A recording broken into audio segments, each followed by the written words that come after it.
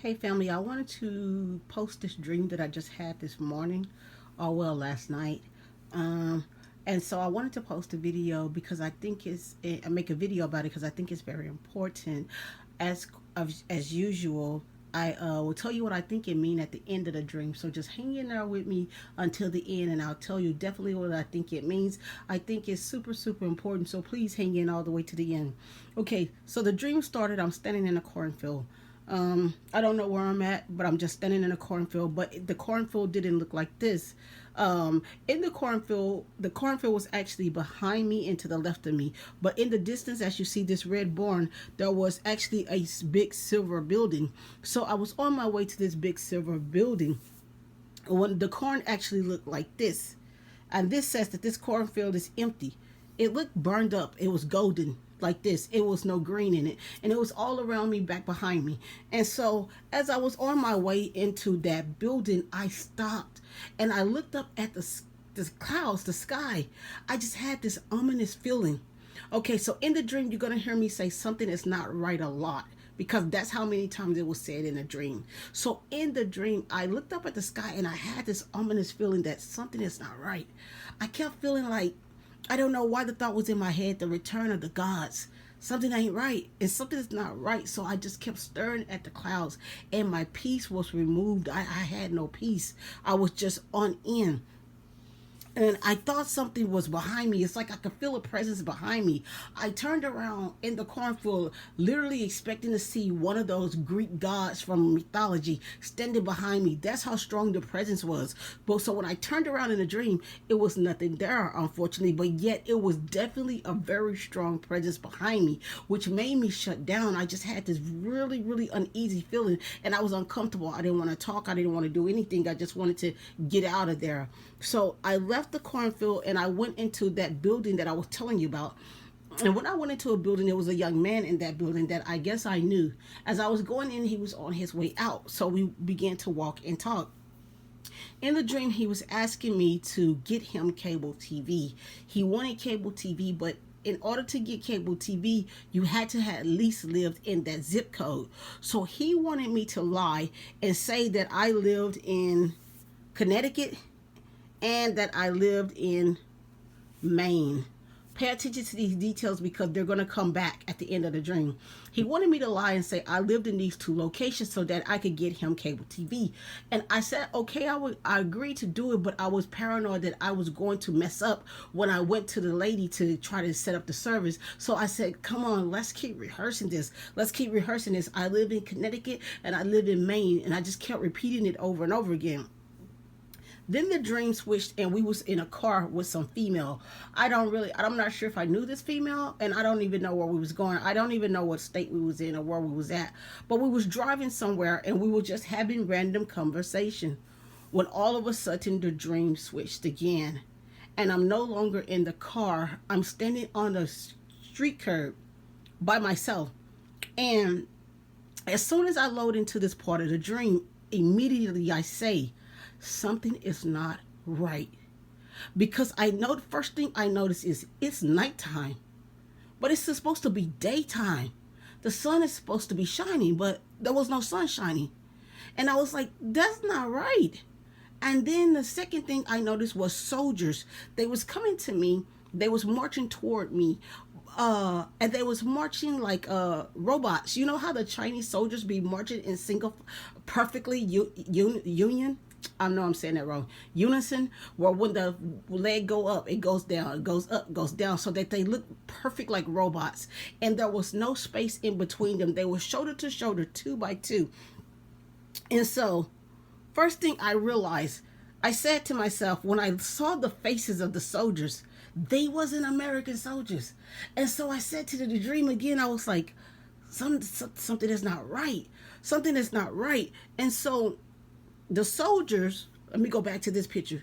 As the soldiers was running toward me, they had a light on them, just like on his chest. It flashed red and then it did a blue. And in the dream, I said, I've seen that before. These are martial law soldiers. These are martial law soldiers. And just as I said that, I don't know why, but I don't know why, but my feet came off the curb and I began to go toward the soldiers like I was going to bust in between them and break their rank. I don't know why I was doing that. It was like I couldn't control myself, but I just started to do that. And I bumped into one of these soldiers and he grabbed me and he took a marker and drawed a black line all the way down my arm. That's when I noticed again something wasn't right because I was wearing a prison uniform, but it was camouflage. It was like something I never seen before. I knew in that dream that that mark he gave me was like the mark of Cain. Like when all the soldiers seen me, they was gonna come gunning for me. I knew I needed to get off the main roads. So this is the what the prison uniforms look like, but not really. I just got this picture to show you that the prison uniforms was camouflaged. So again, that was weird. So I left the main streets and I went down below. To it was weird because the streets was like a parking garage. You know how you got to go down a ramp to the next one. So that's what it was like, and it was all dark in this place. I went down this ramp and I was instantly in like a jail. But it wasn't a jail. It was so strange. It was the streets.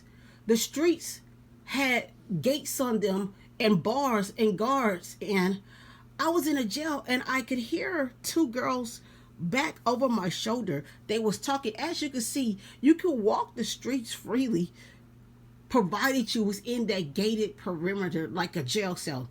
I could hear two girls talking, but I couldn't see the girls. They was just out of my peripheral, and the girls was saying the same as me earlier. Something is not right, and the other girl was like, "I know." And so when I heard them say that, I joined in the conversation, and I was like, "You're right. Something isn't right." I said, "I felt that earlier. I felt like the return of the gods. I felt like." The return of like the Egyptian, the Greek gods or something like that, like something just felt weird.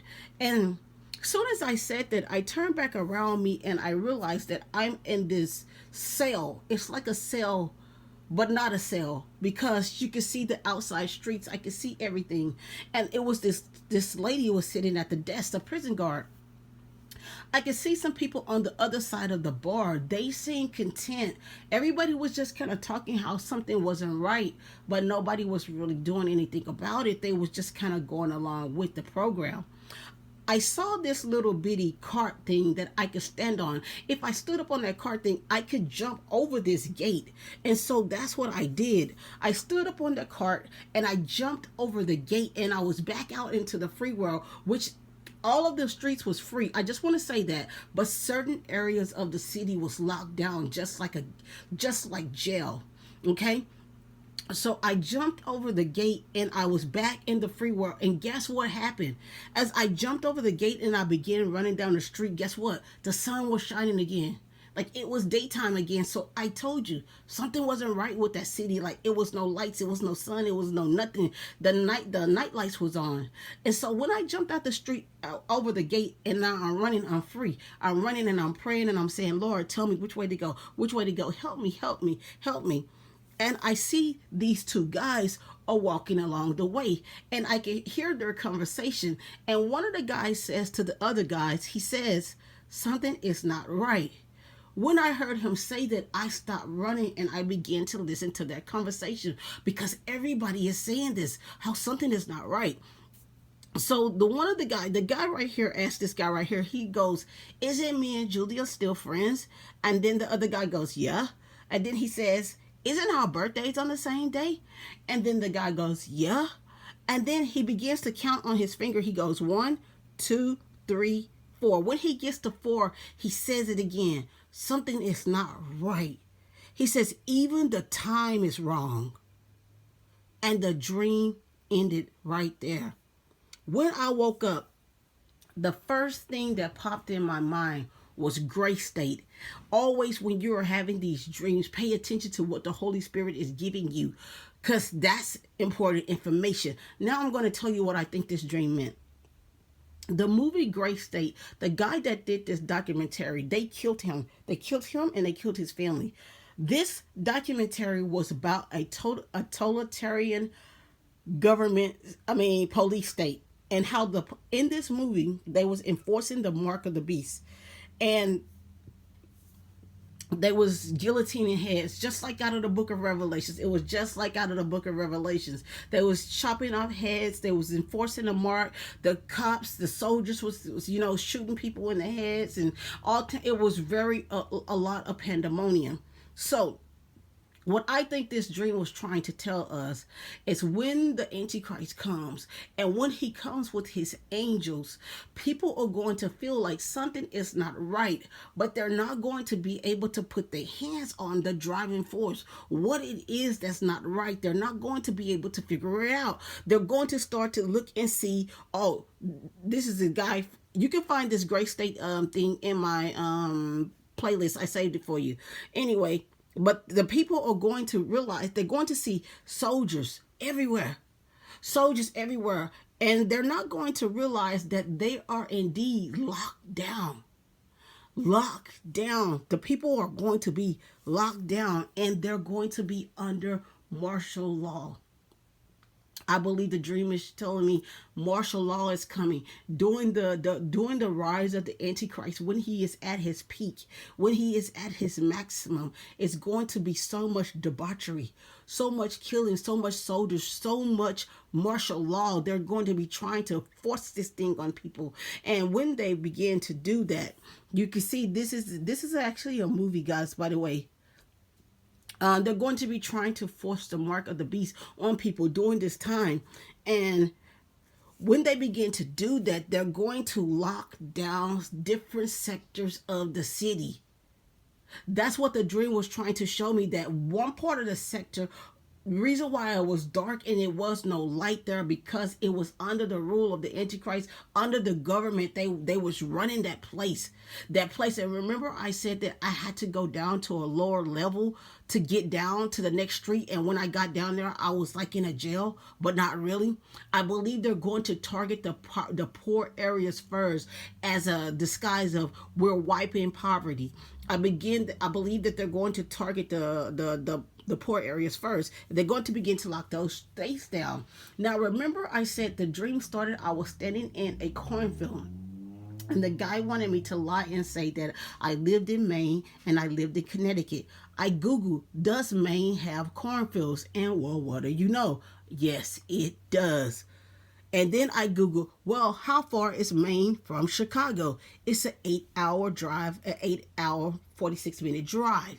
So I believe the Holy Spirit was trying to show that when this take over, maybe we're going to see it pop off in Maine and in Chicago first before it just goes global. Like maybe we'll see it pop off there first. And the people are going to realize this, just something ain't right, but a lot of people is not going to do nothing about it. But we're going to wake up into a police state. Now, when we begin to wake up in a police state, and the police began to just kill people in public and do all these crazy things. The city is locked down. You can't go here. You can't go there. You can't do this. You can't do that. It's just going to be madness and pandemonium. And I believe that that's going to be the straw that breaks the camel's back. And when that happens, I believe the American citizens are going to say enough is enough. I believe they're going to start to fight back, which is going to cause a civil war. This is a movie called Defective. I want you to pull it up and read it. It's about the exact same thing. It's about the exact same thing. It's set in the future. Anyway, I don't want to read it to you. Go watch this movie. When that happens, I believe it's going to kick off a civil war. And when the civil war happens, it's going to be us kind of like against them. Regular people just trying to survive and say, you know what, I'm not going to live like this. You're not going to come in here, shoot up my family, do whatever you feel like you want to do. I believe that it's going to start a civil war against us and against them. And they're not even American soldiers anyway. Those are martial law soldiers from somewhere else. They face look funny. They face look like Chinese soldiers. They even marched and ran like Chinese soldiers, like they was robots. And so I believe that a civil war will start. Now, Klaus Schwab, this is the guy of the World Economic Forum. He was saying that we must prepare for an angrier world. Why is he saying that? Because I believe that people are going to begin to see what they have done to people. what they have done to people. And I believe when people begin to see what is being done to us, how you lose all of our liberties, all of these things going down, enforcing the mark, doing this, killing our families, and tracking our every moves, people are going to begin to rise up and be angry. And they know this. And so they are preparing for it. They are preparing for it. They say you must prepare for an angry world. Now, people were saying that Carl Schwab wrote this in his book. Then a lot of people came out and debunked it and said that he did not write this in his COVID-19 book. But yet I still thought that this was important enough for us to read it, since it resembled my dream a lot. This was the clearest copy. I searched and searched. I could not find a clear copy, but I can read it for you. It says, euthanasia for the terminally ill and the aged shall be compulsory. No city shall be larger than the predetermined number, as described in the work of Calgary. Essential workers will be moved to other cities if the one they are in becomes overpopulated. Other non-essential workers will be chosen at random and sent to underpopulated cities to fill quotas. At least 4 billion useless eaters shall be eliminated by the year 2050 by means of limited wars, organized epidemics of fatal rapid-acting diseases, and starvation. Energy, food, and water shall be kept at subsistence levels for the non-elite, starting with the white populations of Western Europe and North America, and then spreading to other races. The population of Canada, Western Europe, and the United States will be decimated more rapidly than other continents until the world population reaches a manageable level of 1 billion, of which 500 million will consist of Chinese and Japanese races, selected because they are people who have been regimented for centuries and who are accustomed to obeying authority without question. From time to time, there shall be a artificially contrived food and water shortages as medical care to remind the masses that their very existence depends on the goodwill of the Committee of 300. And there you have it. So that's what I think that dream was trying to show us, that martial law is coming. Cities will be locked down. The return of the gods, these false gods. I believe the gods are coming. And when they're going to rule with the iron fist under the guise of military law enforcement. It is going to be just like the movie Gray State. Go to my playlist, scroll down to the bottom, and you will see the guy who made the movie. You will hear him talk about it in the documentary, and you can even see snippets of the movie. They killed that man for making that movie, and they stopped the movie from coming to pass. So that's what I think the dream means. I hope that this dream bless you. If you got something different from it, please let me know. Oh, remember the cornfield was dry, so that was no food. That's why the cornfield was dry and like burned up. It was no food. So just remember that, and I pray it bless y'all. Okay, bye-bye.